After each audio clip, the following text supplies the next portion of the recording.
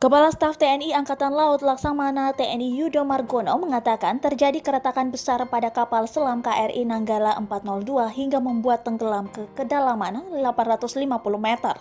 Keretakan tersebut berpotensi membuat air masuk ke dalam badan kapal selam.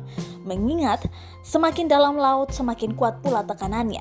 Keretakan air masuk kemungkinan ada penyebabnya, tapi ada kemungkinan juga ada bagian kabin yang air tidak bisa masuk. Karena dalam kapal selam kan ada sekatnya. Kalau itu ditutup air tidak bisa masuk. Itu juga ada kemungkinan seperti itu, kata Yudo dalam konferensi persnya Sabtu 24 April 2021. Namun, Yudo mengaku masih ada kemungkinan air yang masuk tidak sampai ke bagian kabin. Sebab bagian dalam kapal selam terdiri dari kompartemen yang disekat atau ditutup dengan pintu putar kedap.